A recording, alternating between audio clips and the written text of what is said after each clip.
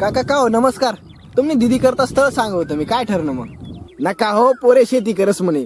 सरकारी नोकरीला राहतं तर दी टाकतो पोर काही अडचण नव्हती. काका जरा विचार करा भारतनी लोकसंख्या कितीशी. जिथे 100 जागा निघतीस तिथे 1 लाख बेरोजगार फॉर्म भरतस. सरकारने प्रायव्हेटायझेशन करी टाक. कंपनीजनी कॉन्ट्रॅक्ट बेस पॉलिसी आण टाकी. परमनंट करतात नाही. मग नोकऱ्या शेत कुठे. त्यापेक्षा शेतकरी चांगला ना. तुमनं म्हणणं अगदी खरं शेव अमोल दादा. पण शेतीनं बी खरं राहिलं नाही ना. शेतीमालले योग्य भाव नाही. नैसर्गिक आपत्ती, कधी दुष्काळ, कधी अतिवृष्टी. एकंदरीत शेती बेभरोसाने होई गई.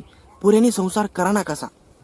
खरंच आहे काका तुमनं. पण शेती जरी बेभरोसाने वहिनी तरी ती आपला पोट पाणी पुरतं तर कमाडीच देस. शेतकरी कधीच भुक्या मरत नाही. फक्त पोऱ्या निर्वेसनी पा, कष्टाळू पा, त्यांनी फॅमिलीनी वागणूक चांगली शेका ते पा.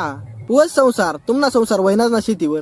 बाकी नोकरीवालाच ना त्याविषयी सोडी. कोरोना काळात नोकरीवालाच ना कंपनीवालाच ना आपण हा आपला डोळावरच पायात कनी. काका सकाळ तुमले बी एक पोऱ्याशी. तुमना बी व्यवसाय शेतीशी. तुमना पोऱ्याले कोणी पोर देवानी. काका एकंदरीत सामाजिक व्यवस्था बिघडी गई. समाजना विचार संकुचित होई ग्यात. त्यामुळेच पोरसा लग्न होईनी राहत. लोकसनी विचारात बदल घडाय आणणं फार गरजेनं शे. ती आज काळनी गरज शे. खरं शे अमोल दादा तुमनं म्हणणं पटणं माले. लोकच ना काही हो पण म्हणी पोर मी शेतकरीलेच दिसू. पण मात्र पोऱ्या निर्विसनी पासू बरं. हा काही विषय नाही ना.